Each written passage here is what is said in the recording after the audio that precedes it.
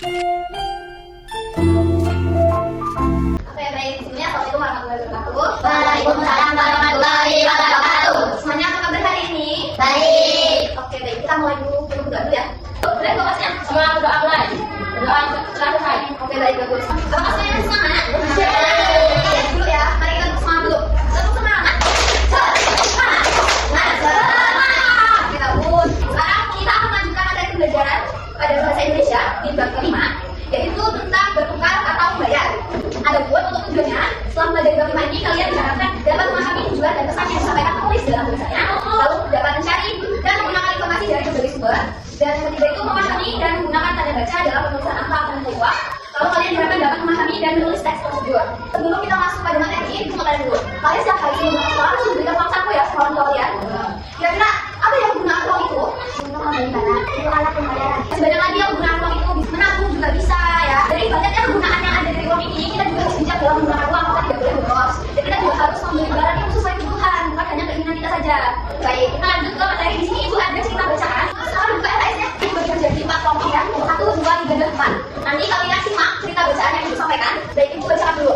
Judulnya itu ditukar dengan apa? Seperti biasa, orang yang layak saling baca atau bertukar barang di pasar. Mereka menukarkan hasil kebun atau barang yang mereka punya dengan barang yang mereka inginkan. Sang kecil membawa jagung dari ibunya. Dia ingin menukar jagung itu dengan kartu. Menyatakan bahwa kepala desa akan mengatur penggantian uang kayu yang rusak. Jadi, gimana kalian suka dengan cerita yang ibu sampaikan tadi? Suka. Bagaimana yang kalian sukai dari teks cerita bacaan tadi?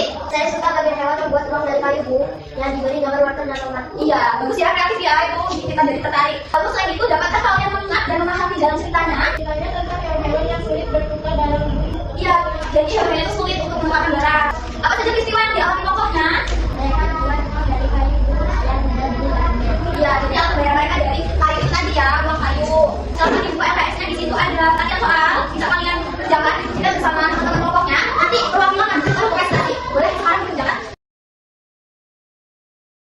Oke, baik, gimana bisa selesai semua? Ya. Selamat untuk kelompok pertama boleh maju ke depan, presentasikan materinya. Bagus ya, ini dari tepuk tangannya untuk kelompok 1. Kelompok selanjutnya, yaitu kelompok berikutnya, boleh lanjut. Kita lanjut pada bagian bahasa Indonesia.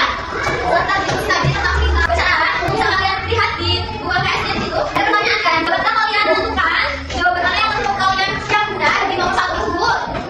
C, Bu. Siap, C. Oke, baik. Bagaimana kalau bisa C? C itu apa isinya?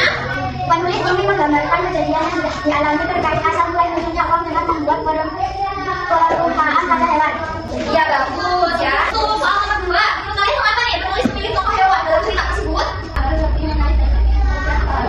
Iya, betul. Setelah membaca cerita dibuka dengan apa? Sekarang tugas kalian yaitu mencari informasi tentang sejarah munculnya uang dalam kehidupan manusia. Dapat kalian